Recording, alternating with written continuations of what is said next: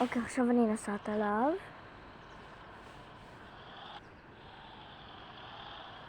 הוא אמר שהוא בקומה החמישית.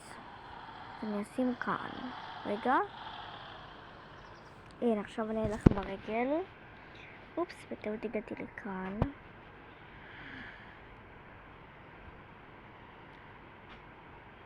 הנה, אין מכוניות, יופי. ילדים, אני בבית, הגעתי. נראה לי שהיא למעלה בטח.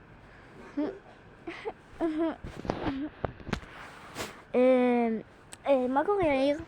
בסדר. אמא בוכה. למה? לא יודע. בסדר, אני הולך לבדוק. אמא, מה קרה? אמא? רגע, בטעות. אמא, מה קרה? יאיר זרק את הכדור, אוקיי? באתי להגיד, מקודם הייתי בסלון, אוקיי, אני מקשיבה, ובאתי להגיד לו שאני הולכת לישון טיפה, או להיות בטלפון טיפה, אוקיי, והוא בכוונה זרק את הכדור על הפנים שלי. עליי, על הפנים שלך או על הגוף שלך? פנים, אמא. וואו, אני הולכת לדבר איתו, בסדר? אני הולכת לנוח. היי, חם לי, מזל שיש לנו מזגן בחדר. וואי. יאיר, תביא לי את הכדור עכשיו. מה את רוצה? מה אני רוצה? למה זרקת לך אותך את הכדור? בטעות, היא הייתה מולי.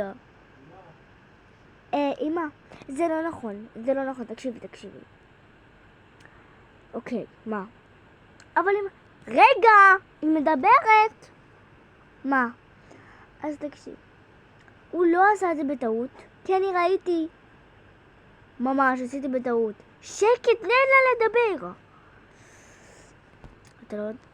אתה לא תגלגל עיניים. בסדר.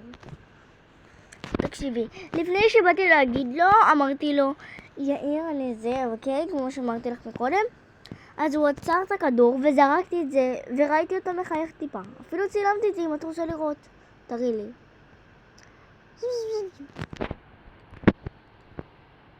רגע, זה הסרטון.